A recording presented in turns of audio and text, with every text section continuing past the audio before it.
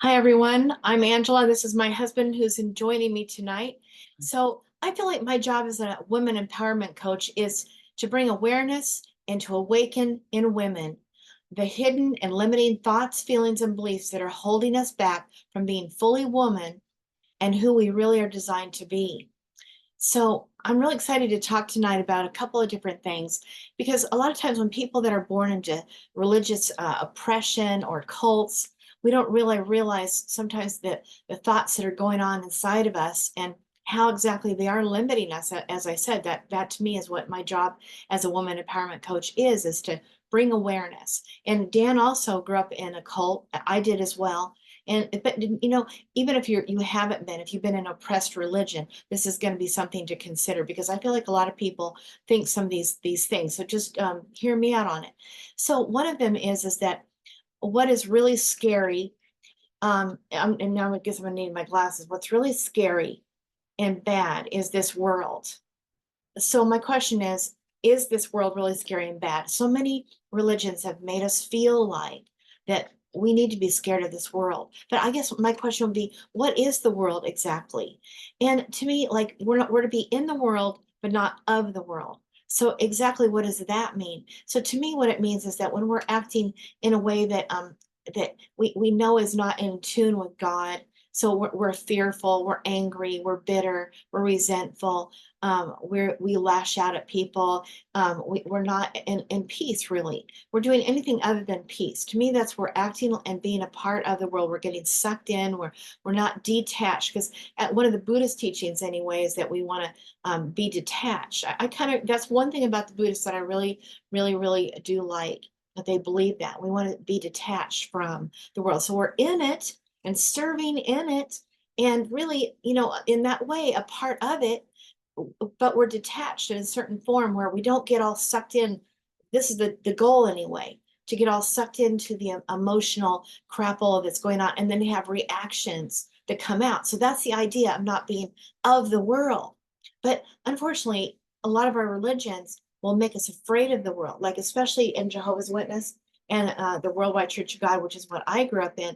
They certainly did make us feel like that the world is a very scary place and a place that you should not trust, and that when you're out in it, instead of just in your church fold of group of people, that out there is a scary, mean, mad, demonic place, and that you're afraid to even associate with the people.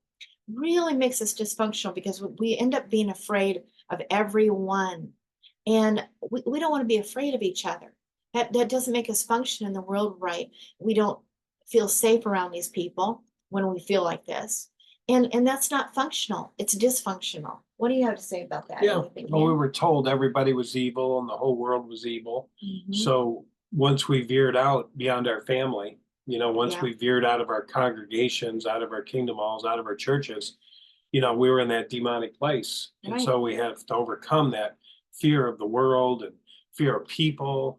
Everybody's lying in the power of the wicked one, so it's a lot Exactly. to overcome. It is a lot to overcome.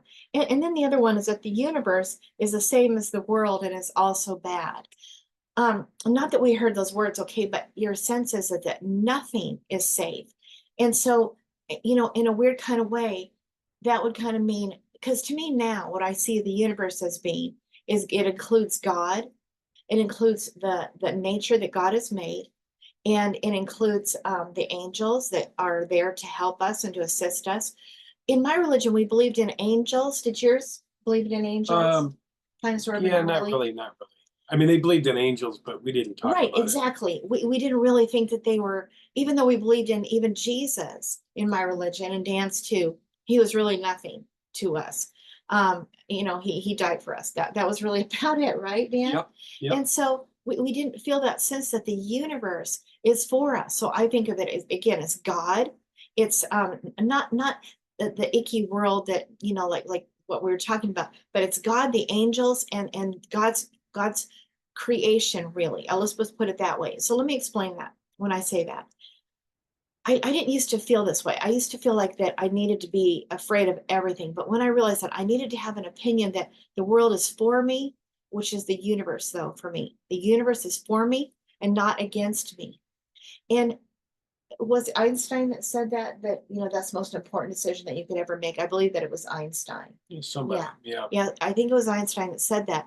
And that the most important decision you must decide is it for me or against me? When we're going around feeling that it's afraid of us, we can't be creative, we can't function, we close down in so many ways. We become extremely dysfunctional when we do have to go out into the world because everything about it is not to be trusted. Well, it's going to be destroyed. Right. In our religion, it was, only those who hoped in Jehovah would be saved. So everyone else was going to be destroyed. Everything was going to be like burned to the ground, genocide. Yeah, so it was all bad, like Angela said. Everything, the whole world is lying in the power of wicked ones. So don't look out. Anything you see is bad. Don't be longing for anything. Don't want anything. Don't want for anything. Just be content in your congregation and wait. And don't become anything, and don't become involved to contribute to this world because it's evil You're going anyway. to die with Satan. So guys, now remember, I speak to women mostly, not just women, but mainly that's my focus. So that makes us, you guys, shut down on our own selves. We don't trust our own selves. We don't trust God, the universe. We really don't. Because any minute we don't know what's going to happen. Any minute the world's going to be destroyed. Any minute God's going to step in, this mean, mad God, and he's going to destroy everything. So why be involved? Why become successful? Why try to engage the world in any way and try to help in any way? Why do good? Why go to school or get a good job or try really hard to get a really good job and work on up the ladder to become really great at something? No, none of that's going to be going on. Do you see how dysfunctional that really is? You guys, that's no way that a God who made us would want his creation to function in a waiting status, a sedentary, fearful, trembling, waiting for it all to be, the rug to be pulled out from under you. No one can live in that kind of condition, always feeling like the rug's going to be pulled out from under you. And you know as much as I do that when you think that, you also kind of know that you're also not measuring up. Who doesn't feel that way? I mean, in the Jehovah's Witnesses, they feel that that seek righteousness, seek meekness, and you might be concealed in the day of Jehovah's anger.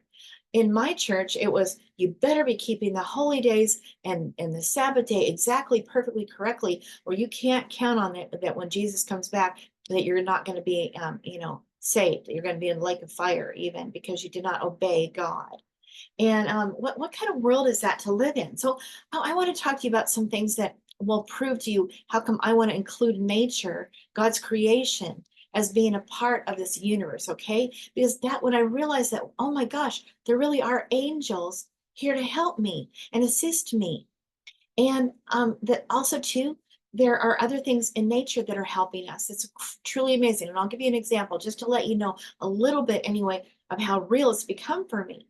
Okay, so one of the first things that happened was I realized that, oh my gosh, water, that there's properties that can be put into water, and that water actually, I'm just gonna put it this way.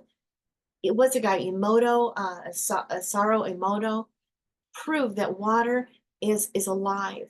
It's very much intelligent.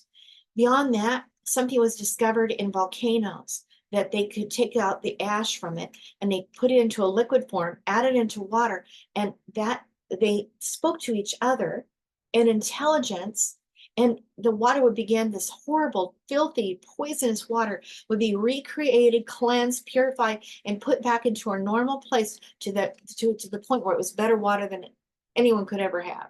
And I literally have some of that stuff. And what happens is after the night goes by, in the morning you look, and all the sediment is on the bottom of this dirty water.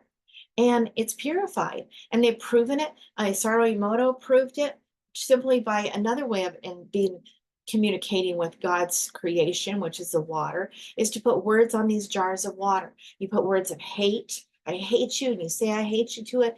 And then this other one, you put love. Just the word love and hate on it alone would make the water, the crystals in the water when they tested it, be horrible looking, demonic looking, disorganized, confused, literally creations that look like demonic. And then the other water, when you took it out with the word love on it or something, love, beautiful, joy, or anything like that, it came out with other beautiful formations. The word love would create a certain formation, the word peace. It was most beautiful and amazing thing of creation. So, we're affecting that water, but it's very much real. By us speaking to somebody who's full of water, we are affecting that person by those words that we're speaking to them. So if you're in abuse all day long, women, then your water is being damaged, and you better look out. You better take responsibility for that. And that's why I don't allow abuse in my life, not by anyone, matter of fact. And so it's really important. So then another one, besides the water, was the volcano, the water, the rice. Yes. So the other day, Dan and I saw this guy, Trey Smith, who was with another guy. They showed these experiments with the same thing, where they put the words on the rice, and then two jars of different rice, one with the word hate, the other word love, I guess it was, right? And they spoke to each of the jars that had the rice in it, was sealed up. And within just a matter of a few days, the jar of rice that was had the word hate on it, that you spoke to it also and said hateful things, I hate you, and all this, it started turning black. And within 10 days, it was blackened. Whereas the other rice, it has a different word on the jar is all, and you spoke to it and you said, I love you, rice. And it stayed perfectly in mint condition, like nothing ever happened to it. Now, what do you think about that? Is that intelligence or what? Okay, I'm going to give you one more. We know that everybody knows this is science, that you go up to a tree when you're exhausted or fried, or you just feel exasperated. You know that you can go up and just lean up against a tree and just eat your lunch, relax against that tree. And when you get up, you're completely energized. It just sucks that negativity right out of your body, the sadness, the stress, it just sucks it right out. And it's intelligent. It knows us. They know that. They even know plants. So you can go to China from the US and you think about your plant at a given moment, and they can prove that it knows at that moment, that very second, actually, that you're thinking of it. It's truly amazing. And again, we've shared before, Dan and I anyway, that they've taken cells and divided them and put one on a different planet and one on the Earth. And then they took the cell and cut it in half, I should say. Took one to this other planet and one kept here.